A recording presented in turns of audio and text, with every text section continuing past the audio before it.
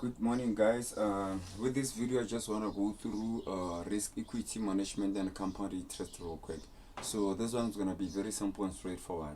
So without wasting any time, I'm just gonna go straight into it. So let me just open this. So this risk and equity management for any account size starting from 200 to at least 10,000 or whatever that you may be comfortable with. But I'm gonna suggest that you can, start with 200. Just making your own risk and equity management from 200 until 1,000 or 10,000 using different account balance sizes. So I'm gonna start with this 200. My maximum risk is always 5%. So whatever account size that I have, I always make sure that I risk a maximum of 5 pips. Unless there is a very good high probability setup that I'm seeing, then I do risk even more. So 5% of 200, it's $10. And then in terms of pips, risk in pips, my maximum risk is 50 pips always. So this is straightforward. Right now, what you want to do, just make sure that calculate how much is the let me just whip out my calculator real quick. So we just want to make sure that the 5% of 200, it's $10. So it's going to be 200 multiplied by 0.05. That's $10. So we're on point. So what we want to do right now, we want to divide the $10. It's going to be 10. Let me just do that. 10 divide by, we're gonna take our risk in dollars and divide it by maximum pips. So it's gonna be 50 divided by 10 divided by 50 pips, which is gonna be let me just check that out. 10 divided by 50, it's gonna be 0.2. Okay,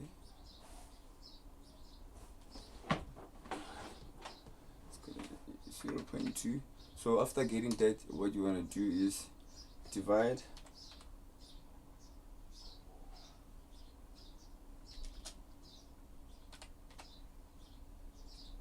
0.2 by 10. That is what I always do. I make sure that when I divide my risk in dollars with maximum pips, the number that I get, I always divide it by 10, and then from then on I'll be able to get my position size. So 0.02 divided by 10, obviously it's 0.02. So let me just go calculate that. 0.2 divided by 10, how much is it? It's 0.02. So 0.02, that is our position size, which is macro lots. So if you want to risk 5%, 5% of 200, it's gonna be 10% with 50 pips. So your macro, your position size is gonna be 0.02, and then that's how you do it with any account size, and that is the approach that you can follow to calculate your position size. So we're done with the 200. So we're gonna do the same thing with a different account size. So right now we're gonna just look at 300. It's gonna be 300, and then a maximum risk is always 5%. So what we want to do is calculate how much is 5% of 300. So we're just gonna do that. I'm gonna do just a few examples from 300 until 500, 500 to 1,000, from 1,000 to 10,000. So I'm just gonna start over. 300 times 0.05. It's $15 risk per trade. $15 risk in pips is always 50 pips maximum. So we're gonna divide that 15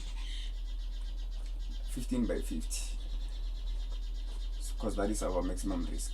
So let me just write 50 pips there. So what's the answer? I think it's gonna be 0.3. So let's just do that. 300, actually it's $15 divided by 50 pips. It's 0.3. Then after 0.3 divided by 10, gonna give us 0.03 microlots, and so forth. So as you can see, it's the same thing over and over. Now we're gonna go to 400, so it's gonna be 400 times 5%. It's gonna give us 25% of 400 is $20. So 50% maximum risk. So $20.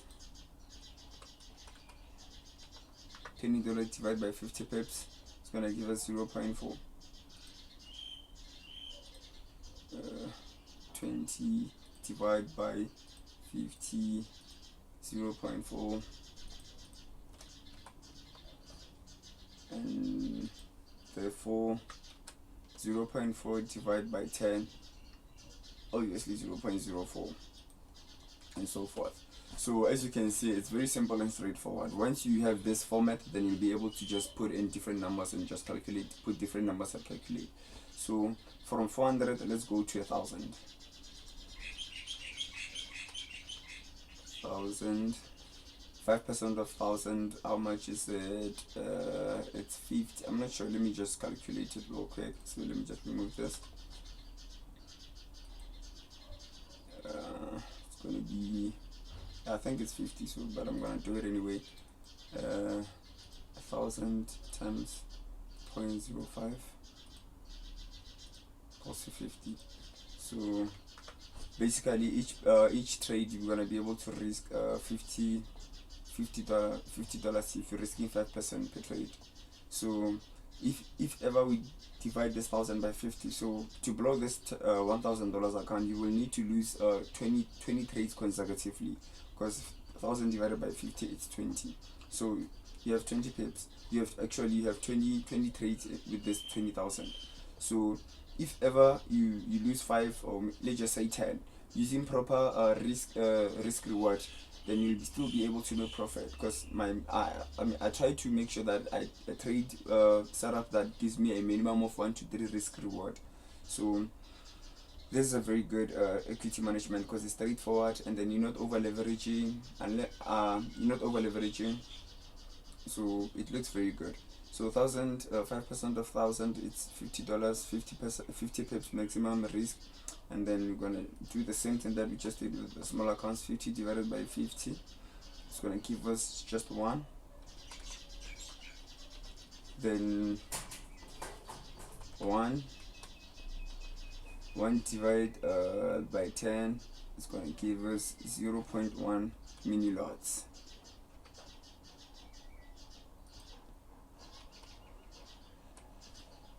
There we go. So remember, it's a matter of preference. Whatever that you feel comfortable with regards to oh wow. So yeah, that's it. And then right now I'm just gonna go to a 10,000 account and see if, like as I was saying before I continue, you can use whatever position size that you feel comfortable with, given that you've calculated how much you're gonna lose per trade. Because people are not aware that they think they have $1,000 account, it's a lot of money, but then they're not aware of how much they're risking. A person will risk like $100 per trade. That is big money. You understand? So make sure that you risk little by little. And then when you see a high probability trade, or maybe you enter and then it goes in your favor, then you can just keep on re-entering, while at the same time, putting in or leveraging in, putting in bigger and bigger accounts, position sizes. So that's what I'm suggesting. So for a $10,000 account, let me just see. Obviously, it's going to be a standard lot, because this is a mini lot. So $10,000. Let me just do this.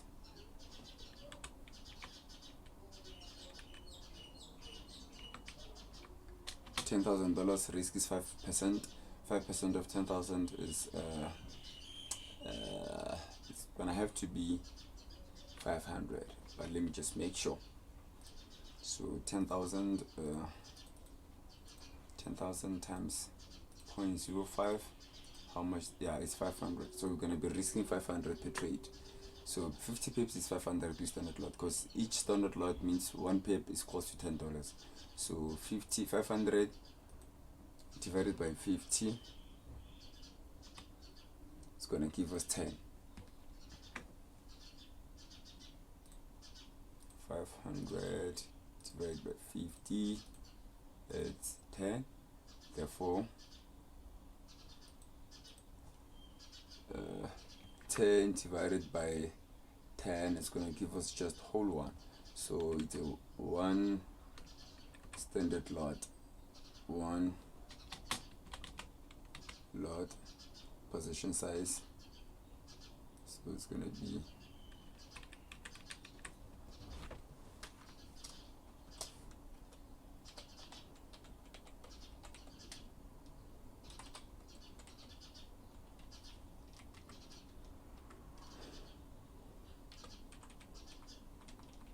standard lots.